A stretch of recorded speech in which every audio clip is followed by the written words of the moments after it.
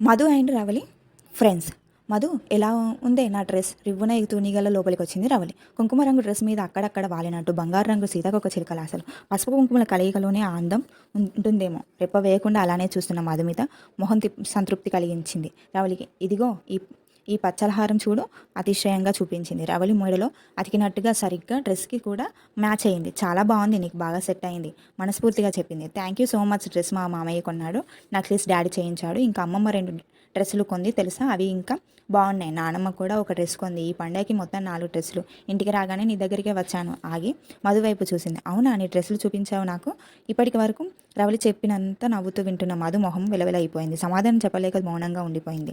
అదేంటే మొహంలో పెట్టావు? పెద్ద పండగకి కూడా ఏం కొనలేదా? నువ్వు అలా ఊరుకున్నావు? నీ ప్లేస్లో నేనుంటే అలిగి అన్నం మానేసి ఏడ్చి ఎంత గొల చేసేదాన్నో. అలా చేస్తేనే మనం అడిగినవి కొంటారు, రహస్యంగా చెప్పాం. తను అలా చేస్తే ఇంట్లో తిట్లు ఎలా ఉంటాయని తెలుసు కనుక నోరు మూసుకొని ఊరుకుంది మధు. కాసేపు అమ్మమ్మ వాళ్ళ ఇంటి విశేషాలని చెప్పి వెళ్ళిపోయింది రవలి. చదవటానికి తీసిన పుస్తకాలన్నీ పక్కన పడేసింది మధు. మనసంతా చిరాగ్గా విసుగ్గా అయిపోయింది. రవలి రాకతో మా ధనవంతుల జాబితాలకి దగ్గర ఉండే రవలికి మధ్యతరగతి కుటుంబానికి చెందిన అట్టడుగున ఉన్న మధుకి స్నేహం కుదరడం విచిత్రమే.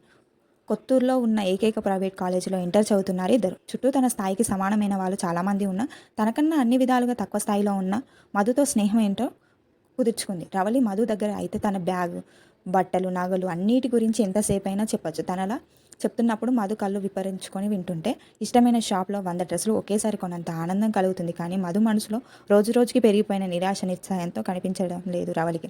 కనిపించిన పెద్దగా పట్టించుకోదా. అవతలి వారి భావాలకి విలువ ఇచ్చే మనిషి కాదు. ఆ రోజు శుక్రవారం. హే, రేపు అందరం పండగ డ్రెస్సులు వేసుకుందాం ఉత్సాహంగా చెప్పారు ఫ్రెండ్స్. గుడ్. ఈ సంక్రాంతికి మొత్తం మన కాలేజ్లో పండగ డ్రెస్సులతో అదిరిపోవాలి మరోసారి అడిగింది లత. అంతా ఏకగ్రీవంగా సరే అనుకున్నారు. ఇక ఇంటికి వెళ్ళిపోయింది మధు కాలాడించుకుంటూ.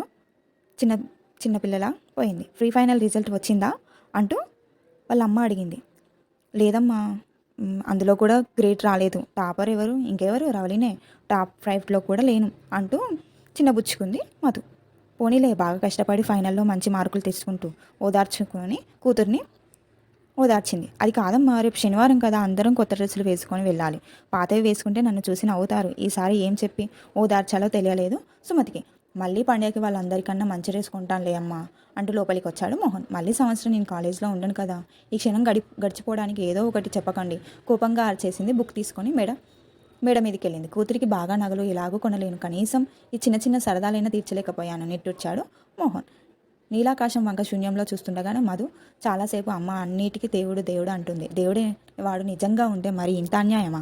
చదువు, ఆస్తి అన్నీ అందరికీ ఇవ్వాలి, కానీ చదువు, ఆస్తి, అందం అన్నీ ఒకరికి ఎందుకు ఇస్తాడు?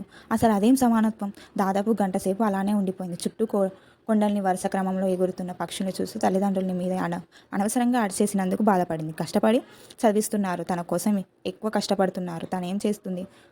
తిట్టుకుంటూ బుక్ వైపు చేసింది. తన కొత్త డ్రెస్ వేసుకోకుండా వెళ్ళటం కారణం తెలిసి కూడా రవలి 1కి 2 సార్లు అడగడం, అదేందో పెద్ద బ్రేకింగ్ న్యూస్లో అందరికీ చెప్పడం అవసరమా అని శనివారం ఇంట్లోనే ఉండిపోయింది. మధు అయినా రవలి ఊరుకోలేదు. సోమవారం ఉదయం నుంచి సాయంత్రం వరకు డ్రెస్ గురించి, మధు గురించి కామెంట్ చేస్తూనే ఉంది.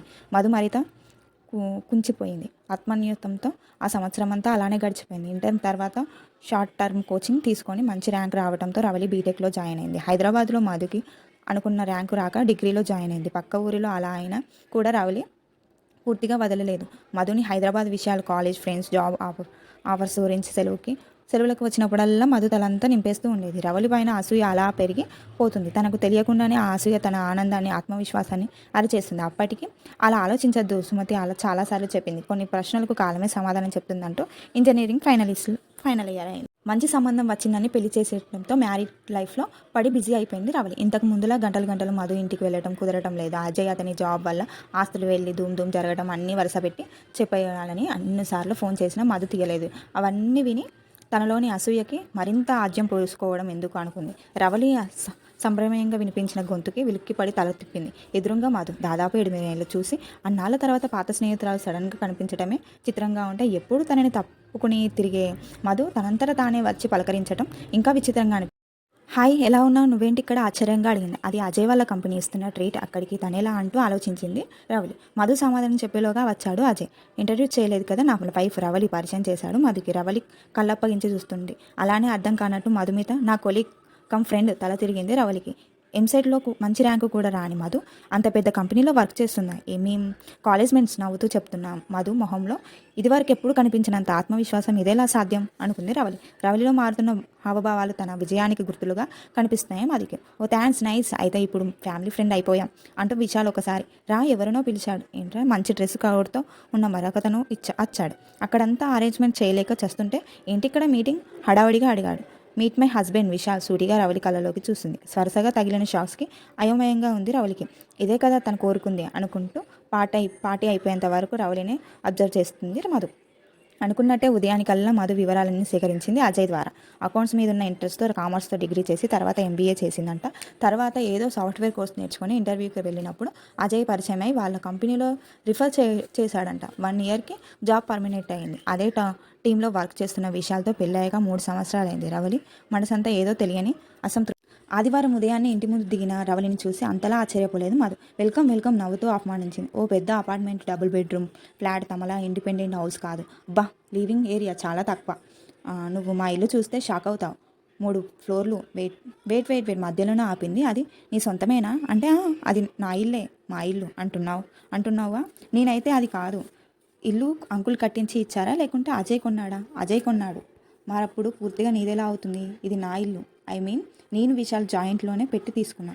మొదలైందా వాదన అంటూ బెడ్రూమ్ నుంచి బయటకు వచ్చింది సుమతి. బాగున్నారా ఆంటీ పలకరించింది రవలి. నేనేం మొదలు పెట్టలేదమ్మా, అదే రాగానే స్టార్ట్ చేసింది. చిన్నప్పటి నుంచి అలవాటైందిగా కదా గలెగరేసింది, నవ్వింది. నేను మామూలుగానే అన్నా ఆంటీ, మీ కూతురే నా ఇల్లు నాది కాదంటుంది ఉక్రోషంగా అంది రవలి. సరే కాఫీ తీస్తా, లోపలికి వెళదామా? అయినా అజయ్ రిఫరెన్స్ నీకు జాబ్ ఇచ్చిందంట కదా. రిఫరెన్స్ ఇచ్చే వాళ్ళు 100 మంది ఉంటారు, కానీ వచ్చిన జాబ్ నిలబెట్టుకునే వాళ్ళు ఎంతమంది? అజయ్ని అడగలేదా? మధు అసలు తగ్గలేదే. నాకు జాబ్ చేసే ఇంట్రెస్ట్ లేదులే. ఆ జీతం కోసం రోజంతా వాళ్ళు చెప్పిన దానికి తలూపాలి. మరెందుకు చదివా? పెళ్ళాక క్వాలిఫికేషన్ కోసమా? అలా అర్ధగంట సేపు వాదించుకున్నాక అర్థమైపోయింది రవలికి. ఇక మధుతో నెగ్గలేదని. కాలేజ్లో చదువుతున్నప్పుడు మధు కాదు, అన్నిటికీ ప్రిపేర్ అయినట్టు సమాధానాలు రెడీగా ఉన్నాయి. అప్పుడు నోటి నుండి ఆ మాట బయటికి వచ్చేదే కాదు. ఏదైతేనే మీకు రవలికి మధుకి ఇంటికి రావాల్సిన అవసరం, ఇచ్చే ఓపిక రెండూ లేవు. మధు ఇప్పుడు ఈ గంగిరెద్దులా తను చెప్పినవన్నీ తలుపుది. అయినా అది కష్టపడి అన్నీ కొనుక్కోవాలి. తనకేం అడగడం ఆలస్యం. తండ్రి అజయ్ చేతిలో పెడతారు. గర్వంగా నవ్వుకుంది. కాసేపు అయ్యాక అజయ్ రావడంతో బయలుదేరింది. Thank you so much Ravali, మనస్ఫూర్తిగా చెప్పింది మధు. పిలవకపోయినా మీ ఇంటికి వచ్చినందుక కాదు, నువ్వు ప్రతిసారి నన్ను మా కుటుంబ స్థాయిని నీతో పోల్చి తక్కువ చేసినందుకు నాలో అసూయ పెరిగింది. ఏదో చేయాలన్న కోపం, కసి ఎక్కువైంది. లేకుంటే యావరేజ్ స్టూడెంట్గా ఉన్న నేను ఇంత సాధించగలనా? అసూయతో సాధించావా? అవును, మా అమ్మ నాన్నల కన్నా నీ మాటలే నన్ను ఎక్కువ ప్రోత్సహించాయి. నిన్ను తలుచుకున్నప్పుడల్లా రెట్టింపు కష్టపడ్డాను. రవలి మైండ్ బ్లాక్ అయిపోయింది. అసూయతో ఇంత చేసిందా? మరేం మాట్లాడకుండా కారెక్కింది. ఇంకా చాలా మధు అంది. సుమతి అసూయ, ఈర్ష్య మనిషిని పతనం చేస్తాయి. తనేందో చేసింది, నువ్వు రిటర్న్ చేసావు, ఇంకా వదిలేయి హెచ్చరించింది తను. జాబ్ చేయలేదని, సంపాదన లేదని తక్కువ చేయకు. లేదమ్మా, ప్రశాంతంగా నవ్వింది మధు మీద. తనని తక్కువ చేయాలని నాకెప్పుడూ లేదు. నేను నీతో సమానమని మాత్రమే చూపించాలనుకున్నా. తన కుటుంబం తప్ప మిగిలిన వాళ్ళందరూ అదంలో ఉన్న భావన వదిలేయాలని. అలా మాట్లాడే ఎవరికైనా తక్కువ చేసి బాధ పెట్టే హక్కు లేదుగా తనకి. అయితే నీ సక్సెస్కి కారణం మేమెవరం కాదు, రవలన్నమాట. అది మాత్రం నిజం. నవ్వుకుంటూ తల్లి భుజాల చుట్టూ చేతులేసి లోపలికి నడిచింది. Thank you friends.